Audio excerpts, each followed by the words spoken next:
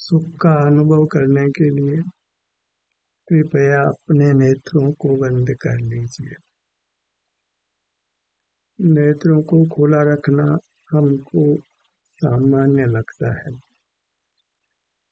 उसमें कुछ पराधीनता नहीं लगती, इसलिए हम निसंग नेत्रों को खुला रखते हैं, सुनते हैं, सूंघते हैं, चखते हैं, छूते हैं, विचार करते हैं, बोलते हैं, काय चेष्टा करते हैं। ये सब कार्य ऐसा लगता है कि हम स्वतंत्रता से कर रहे हैं और ये स्वाभाविक है।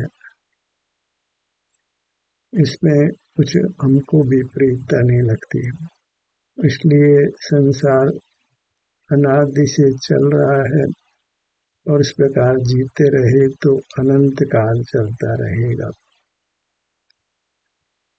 जो इंद्रियों की पराधीनता से ज्ञान करते हैं वह हमको पराधीन नहीं लगता है, वह हमको ज्ञानावरण कर्म के क्षयोपशम से होता है, यानी निरावरणता से होता है, अपने स्वभाव से होता है। क्षयोपशम नाम ही निरावरण बने का है। ये आवरण नहीं होना, उदय नहीं होना सुख क्षयोपशम है, तो वह ज्ञान हमको निर्मल लगता है, निर्दोष लगता है, स्वभाव लगता है। था वह पराधीन, इंद्रियादि की पराधीनता से होता था, परमुख होता था, पराशय रूप होता था, सर्व ये दोष ज्ञान में थे। हमने उसको क्षयोपश में कहकर, निरावरण कहकर आत्मसात कर लिया। तो लगता भी ऐसा है कि हम देख रहे हैं तो आजादी से देख रहे हैं, सुन रहे हैं तो आजादी से सुन रहे हैं, सूंघ रहे हैं, चख रहे हैं, छू रहे हैं, बोल रहे हैं, विचार कर रहे हैं, काय चेष्टा कर रहे हैं। इस सब को करने में हम स्वतंत्र हैं, इसलिए हमको इन सब को करते हुए कुछ भी शंका नहीं लगती है। शंका तो तब लगती है जब हमको क्रोध आता है, तो घमंड का परिणाम, मायाचार का परिणाम, लोभ का परिणाम होता है। हिंसा, झूठ, चोरी, ब्रह्म परिग्रह, ये सब हूँ, आशरति, अरति, शोक, भय, जुगुप्सा, नौकसाई हूँ, तो हमको लगता है कि कुछ विपरीत हो रहा है। इन सब को तो हम आकुलता अनुभव करते हैं, इन सब को करते हुए क्रोध, मान, माया, लोभ, हिंसा, झूठ, चोरी, परिग्रह, तो इनको तो दोष सब कोई जानता है, सर्वधर्मावलंबी जानते हैं, इसमें कोई जैन धर्म में विशेषता हो ये बात नहीं है। और जानना भी सब जीव का स्वभाव मान रहे हैं। ज्ञान तो एक अच्छी चीज है, जीव जान रहा है, विकसित बुद्धि है, तो ये तो अच्छी बात है, गुण है। वो हर बात को समझ लेता है, याद कर लेता है, विचार कर लेता है, दृष्टि अच्छी है, श्रवण शक्ति अच्छी है, घ्राण शक्ति अच्छी है।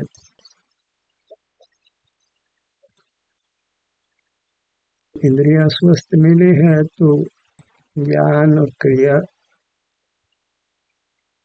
आराम से स्वाधीनता से कर लेते हैं, बोल भी स्वाधीनता से लेते हैं, काय चेष्टा सब स्वाधीनता से कर लेते हैं। ये विचार नहीं कर पाते कि सब क्रिया पुद्गल के संबंध से हो रही है, अन्यथा हमारे शुद्ध स्वरूप से वो सब नहीं होती, तो पराधीनता ही लगती है। तो हम उन कार्यों को निसंक रूप से करते हुए रहते हैं, तो उनके साथ नियम से फिर रागादिक दोष पैदा होते हैं, कषाय पैदा होती है, और उसका हम निवारण नहीं कर पाते हैं, और बंद होता रहता है, उदय होता रहता है, संसार चलता रहता है। उपाय एक ही है, जो मूल में जो हम जानना है उसको हम क्षयोपशम नहीं मानकर औदैक माने। क्षयोपशम मानते ही वो निर्मलता खड़ी होती है। निरावरण, जितना आवरण नहीं है उसका नाम क्षयोपशम है। वो तो स्वभाव से ज्ञान हो रहा है, स्वभाव से ज्ञान होता है तो इंद्रियों की क्यों पराधीनता है। तो एक बहुत बड़ा भ्रम रहता है कि ज्ञान में पराधीनता हमको नहीं लगती है। सारा ही ज्ञान पराधीनता से होता है। बिना इंद्रियों के तो ज्ञान नहीं होता है। बिना मन के विचार नहीं कर सकते, बिना मस्तिष्क की कुशलता के स्मृति नहीं रहती है। जो पराधीन भावों में जो स्वाधीनता का सिद्धांत है, तो वहाँ फिर बहिर्मुखता है। तो बहिर्मुखता में पदार्थ सुहावने सुहावने नियम से लगते हैं, नहीं चाहते हुए भी कषाय होती है। कौन कषाय करना चाहता है? बाह्य पदार्थों को जानते हुए नियम से मोह का उदय होता है, तो औदैहिक भाव होते हैं। तो वास्तव में ज्ञान भी औदैहिक था, वहाँ भी मोह के उदय के बिना तो कोई ज्ञान करता नहीं है। तो इंद्रियों की पराधीनता थी, ज्ञान करने के लिए मोह का उदय भी चाहिए। तो सब कुछ तो पराधीन है और हम उनको स्वतंत्र मानते हैं। वो स्वतंत्र निश्चल निष्काम ज्ञाता दृष्टा आत्मराम। तो मैं जान रहा हूँ, स्वतंत्रता से जान रहा हूँ, उसमें कुछ पराधीनता नहीं है। तो फिर राग द्वेष मोह ये होने ही है। पदार्थ जानेंगे तो विचार भी पैदा होगा, बोलेंगे भी, काय चेष्टा भी करेंगे, थक करके नींद भी आएगी, सोएंगे भी, भूख भी लगेगी, प्यास भी लगेगी, निहार भी होगा। भोजन आदि के लिए आजीविका का साधन भी करना पड़ेगा। सारा ही संसार खड़ा होता है एक ही दोष से कि हमने पराधीन ज्ञान को छह उपशमित माना। ज्ञान छह उपशम से होता है। छोटा मिथ्या ज्ञान नहीं है, ये तो बहुत भयंकर मिथ्या ज्ञान है, भयंकर संसार का हेतु है। ज्ञान करते हुए हमको भय लगता ही नहीं है। ज्ञान करते हैं तो संवेदन नहीं होता, अपना अनुभव नहीं होता। अनुभव रूपी मोक्ष मार्ग को कौन रोकता है कि हम बाहर जानने में खड़े हैं। जानने में खड़े हो, शरीर का संवेदन भी हो, शरीर की प्रतीति नहीं हो पाती। बाह्य शरीर में आपा बुद्धि करता है, उसी के फोटो खिंचाता है, उसी को अपना रूप मानता है, लोक में उसी को आईडी के रूप में देखा जाता है। तो जहाँ ज्ञान में खड़े हैं तो ज्ञान में तो मूर्त ही जानने में आता है, पराधीनता से जानने में आता है। हम उसको स्वप्रकाशक भी मान लेते हैं, स्वाधीन भी मान लेते हैं, जबकि इंद्रियों से स्व पदार्थ तो जानने में आता नहीं। स्व पदार्थ तो अमूर्त होने से ज्ञान तो इंद्रियों के सारे ही होता है, और स्व पदार्थ तो इंद्रिय गम में नहीं है, तो स्व पदार्थ का ज्ञान होता नहीं है। पर चूंकि स्व पदार्थ सुख स्वभावी है, तो उसमें सुख या दुख का परिणाम होता है। उससे जीव को अपने बारे में ये विकल्प पैदा होता है, ये ज्ञान पैदा होता है कि ये मैं हूँ।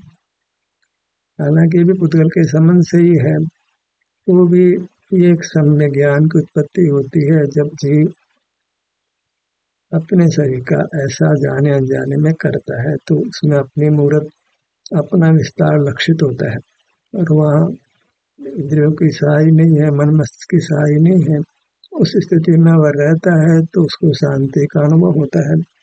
और सबसे बड़ी बात ये होश जागृत हो जाता है, ये जानना पराधीनता से होता है, जबकि जो शांति का अनुभव होता है उसमें कोई पराधीनता नहीं है, उसमें कोई कर्म का संबंध नहीं है, कोई मूर्त शरीर का संबंध भी नहीं है। जो जानना बंद करते ही, जो औदैहिक भाव बंद करते ही, वो छापुष्मिक भाव नहीं होता है, पारणामिक भाव होता है, कर्म निरपेक्ष भाव होता है, जिसमें कोई मूर्त शरीर का काम नहीं है।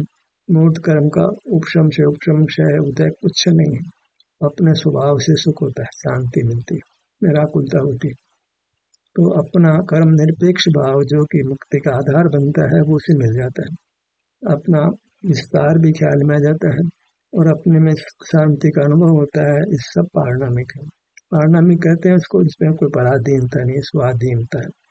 तो यहाँ से स्वाधीनता का जन्म होता है। ये स्वाधीनता फिर पूर्ण रूप लेती है, परमात्मा को लाती है। जहाँ जीव जानने को दुख रूप जान करके जानने का पुरुषार्थ नहीं करता है, जानने का प्रयत्न नहीं करता है, जानने से अत्यंत विरक्त होता है, इसका नाम वैराग्य है। ज्ञान में त्याग रूप अवस्था, उसको वैराग्य कहते हैं।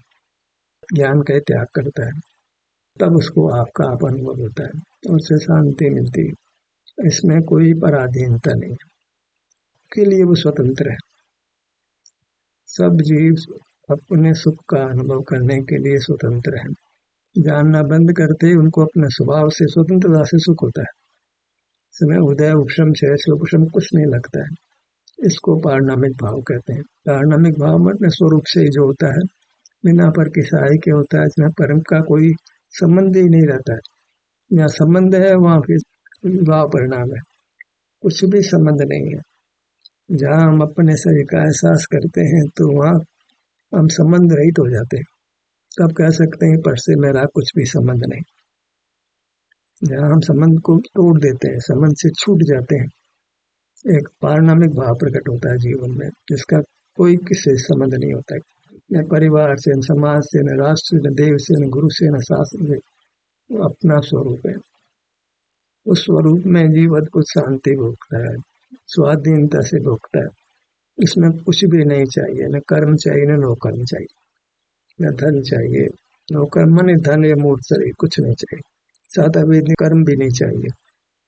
कोई मनुष्य कर्म की अपेक्षा नहीं होती है। जब जीव ज्ञान भाव रूप से नहीं परिणमता है, पराधीन भाव से नहीं परिणमता है, औदिक रूप से नहीं परिणमता है, तो जहाँ औदिक भाव नहीं है वहाँ पारणामिक भाव का जन्म होता है। और सब जीवों को बाल गोपाल को पारणामिक भाव का सर्वथा भाव नहीं होता है। जहाँ जीव पराधीनता से नहीं परिणमता है, स्वाधीन परिणमता है, पर लक्ष्य नहीं करता है, तो उसको अपने आप में स्वभाव से शांति का अनुभव होता है। इसमें साता वेदनी कर्म का अनुपात भी कार्य नहीं है, इस मूर्त शरीर का कुछ भी कार्य नहीं है, देवगुरु शास्त्र का कुछ भी कार्य नहीं है। बस जहाँ जानने से पर के साथ संबंध बना था, अब जानना नहीं कर रहा है तो पर के साथ संबंध टूट गया। पर के साथ संबंध टूटते ही स्व का आश्रय हो गया। पर का आश्रय नहीं तो स्वाधीन हो गया, पराश्रय था तो परतंत्रता थी। जहाँ पर का आश्रय छूटा उसको शांति का अनुभव होने लगा।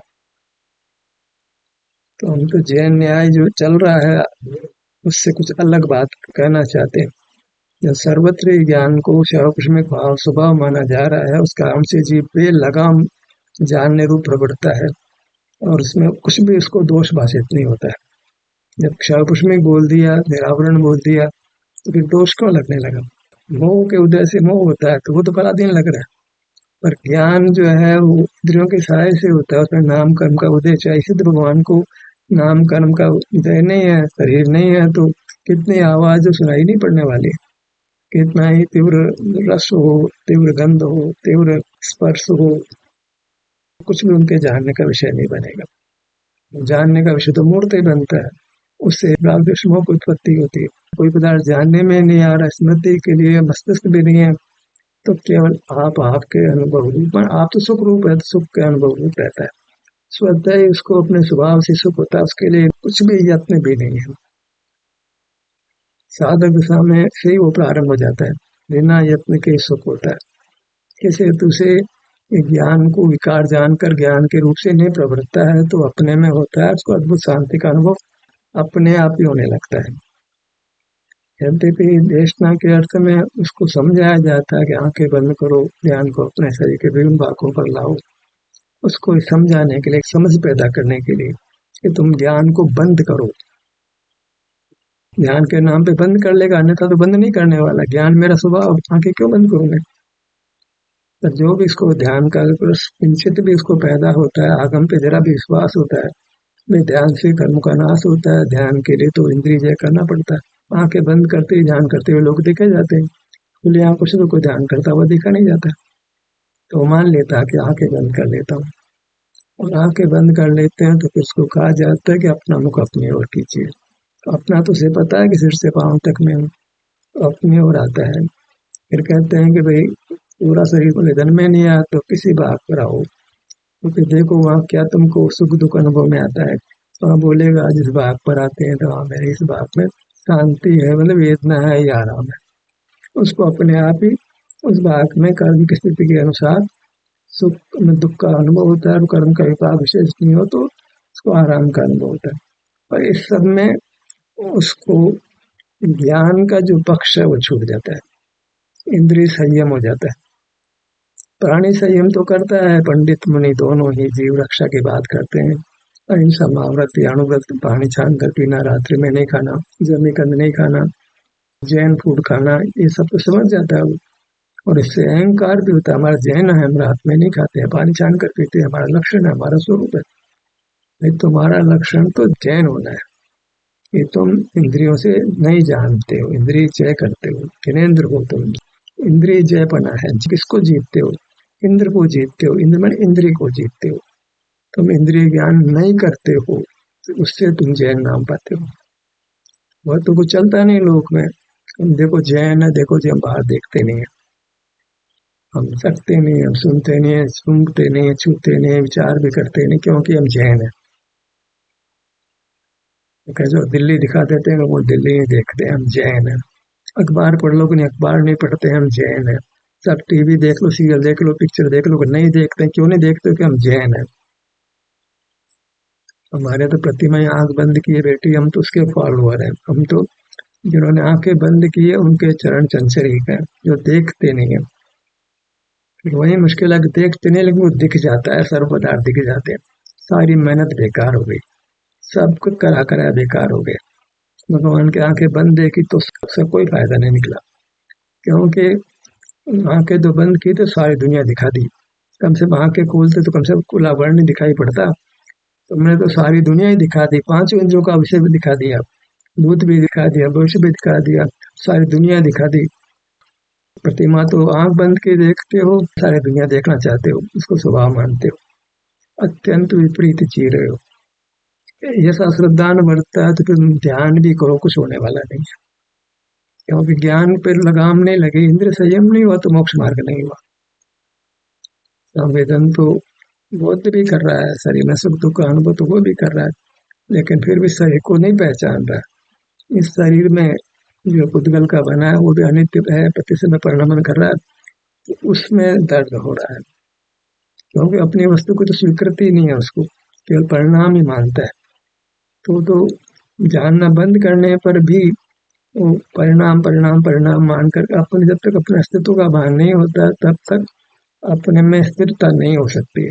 पहले दबाव के बस विपश्यना कराई जा रही है, तो दबाव के बस वो 10 दिन 20 दिन आंखें बंद करके बैठेगा, बोलेगा नहीं, बाड़ी में जैसे किसी को बांध दिया जाता है, जैसे बाहर निकलेगा तो पूरी तरह आजाद हो जाएगा।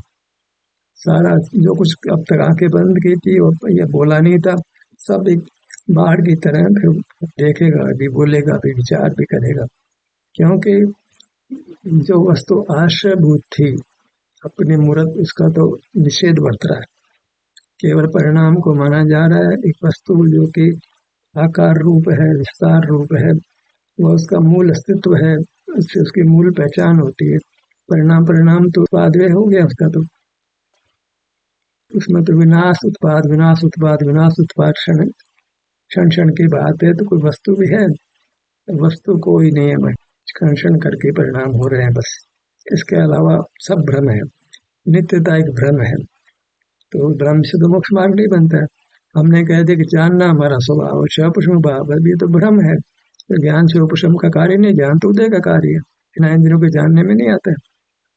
और देख भाव को हमने 6 पुष्प बांध लिया, अब तुम कितना ही जनवाणी पढ़ो, कितनी क्रिया पालो, मुनि बन जाओ, अनंत बार मुनि बनोगे, अनंत बार आगम पढ़ोगे, हाथ में कुछ भी नहीं लगेगा, क्योंकि जानने में बहिर्मुख रहोगे। बहिर्मुखता में जानना होता है। एक तरफ बहिर्मुखता को बुरा भी जानोगे, इंद्रिय ज्ञान को बुरा भी जानोगे, और ज्ञान को अपना स्वभाव ही मानोगे, इसको कहते हैं फुदड़ी बात। दिन भी है रात भी ऐसे, ज्ञान को अपना स्वभाव भी मानोगे, ज्ञान भी मानोगे, इंद्रिय ज्ञान को ज्ञान भी नहीं मानोगे, इन 2 घोड़ों की सवारी करोगे तो हाथ पांव भी टूटेंगे, और क्या होगा? कुछ मार्ग नहीं मिलेगा। ध्यान हम करते कराते हैं, लेकिन मूल में दोष नहीं मिटता है। ना कुछ ध्यान तो कराए, लेकिन ज्ञान तो हमारा स्वभाव तो है ना, सर्वज्ञता तो हमारा स्वभाव तो है ना, जो क्षापशम भाव है ना, इसमें पराधीनता कैसे हो सकती है? शोकशम तो निर्मलता का नाम, गाढ़ अपने स्वभाव से ज्ञान हो रहा है, केवल ज्ञान होता है, केवल ज्ञान का अंश तो हमको तो चल रहा है, इंद्रिय ज्ञान का अंश है, ऐसा बोलते हैं। तो फिर कुछ बात नहीं बन सकती। जिनको आग्रह नहीं है पंडितों की बातों का, तब तो सब चलता है, वो समझ जाएगा बात को। तो जिनको आग्रह बढ़ता है, जो जनागम जो जिस रूप में मौजूद है उसका आग्रह बढ़ता है, तो फिर उसके आगे हाथ ही जोड़ना पड़ता है। कोई फायदा नहीं, उसे बात करने से भी कोई फायदा नहीं, हानि ही होती है। तो ध्यान का हम अभ्यास करते हैं, कराते हैं, वो सब बहुत अच्छा है, सब कुछ अच्छा है। पर यदि ज्ञान को हम औदिक भाव नहीं मानते हो, क्षापशम मानते हो, तो फिर ज्ञान जो बहिर्मुखता में होता है उसका अभाव नहीं होगा, और बहिर्मुखता होगी तो दुख होगा, और तुमको यथार्थ रुचि होनी चाहिए, वो नहीं होगी। तो ज्ञान स्वभाव तो ज्ञान करोगे आप, ज्ञान तो स्वाधीनता से होता है, चौक्ष में क्या स्वतंत्र हूँ ज्ञान करने में, क्योंकि हर पदार्थ अपने परिणाम करने को स्वतंत्र है।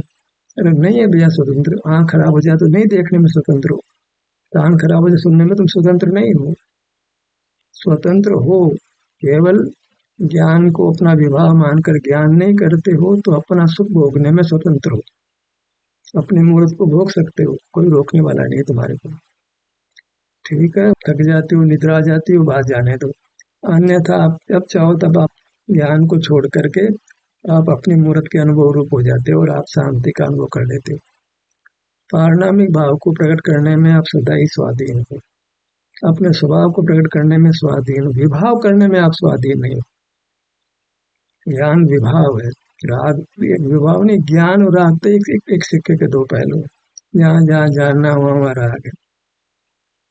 जानोगे उसके प्रति कोई न कोई विकल्प पैदा होगा, अच्छा है बुरा है, ये फला है फला है, कुछ तो विकल्प पैदा होगा। जानना स्वयं विकल्प कहलाता है, सविकल्प कहलाता है ज्ञान, अनुभव निर्विकल्प होता है, ज्ञान को सविकल्प माना गया है। विकल्प माने भेद, भेद का नाम ही अपने स्वरूप छुट्टी है, विकल्प को भेद कहो चाहे विकल्प को राग विष्णु को, दोनों में आपको अभेद वृत्ति नहीं है, आप में एकाकार नहीं होते, और बने अपने में एकाकार हुए बिना हमको सुख नहीं मिल सकता है, सुख के सोर्स के साथ तो एकाकार होना ही पड़ेगा। तो ज्ञान में तो बाह्य पदार्थों के साथ एकाकार होते हैं, ज्ञान ज्ञेयाकार हो जाता है, कहते ही है ज्ञेय जैसा प्रतिबिंब अंदर ज्ञेयाकार हो गए, मैंने अपने रूप को हमने खो दिया, सुख को हमने खो दिया। कुछ लोग ऐसे हो सकते हैं, ज्ञान का निरोध की बात मत करो, बस तुम तो अनुभव की बात करो। ज्ञान का जहर पड़ा है तो उसके साथ हमारी बातचीत चलेगी नहीं, वो यत्न तो करोगे आप, जो काम बगैर यत्न के होता है उसके लिए यत्न करोगे फिर भी हाथ कुछ नहीं आएगा। जो सुख की अनुभूति होती है वो बिना यत्न की है, जब ज्ञान के प्रति विरोधी भाव बढ़ता है, ये मेरा पराधीन भाव रूप नहीं प्रवर्तते हो, तो आप बिना यत्न के अपने में होते हो और आपको शांति का अनुभव होता है, वह स्वभाव है। सुख हमारा स्वभाव है, उसको कोई यत्न की जरूरत नहीं पड़ती, कुत्ते की पूंछ को टेढ़ी रहने के लिए कोई यत्न की जरूरत नहीं होती, पानी को समतल रहने में कोई यत्न की जरूरत नहीं पड़ती, दीपक के लोग ऊपर की ओर रहती है, उसमें कोई यत्न की जरूरत नहीं पड़ती, सुख को किसी यत्न की जरूरत नहीं है। बस यत्न आप कर रहे हो, पराधीन भाव कर रहे हो, उस पराधीन भाव को विभाव जानकर छोड़ दो, उसमें मूल है ज्ञान, राग साथ ही पैदा होता है, उसका मूल कारण कार्य घटाएं एक परिणाम में, ज्ञान कारण है और राग विष्णु कार्य है, तो ज्ञान छोड़ो तो राग विष्णु छूट जाएगा, सीधे राग विष्णु छोड़ना चाहोगे तो नहीं छूटेगा। तो ज्ञान के निरोध से मन इंद्रिय संयम से मोक्ष मार्ग बनता है, प्राणी संयम तुम मर्जी इतना करो, रात में मत खाओ, पानी छान कर पियो, देख कर चलो, सब कुछ करो, प्राणी संयम से तो मैं पर को जलाता हूँ तो इंसान है, और तुम पर के जलाने का रात दिन परिणाम करते हो, ऐसे खुदड़ी बात हो गया, तुम्हारे पूर्वा पर दोष आता है, एक तरफ तो मैं जला नहीं सकता हूँ तो जलाने का परिणाम रात दिन करते हो, सब परिणाम आता है, आता क्यों है, तुम ज्ञान में खड़े हो, नहीं तो परिणाम आने का काम ही नहीं, आप आपके अनुभव रूप होता है, ज्ञान नहीं करता है तो बचाने का मारने का दोनों परिणाम नहीं आते, विकार से आप मुक्त हो जाते हो, वही मोक्ष मार्ग आप पा लेते हो, उससे मोक्ष हो जाता है। सत्र यही समाप्त होता है। आपकी सहभागिता के लिए धन्यवाद।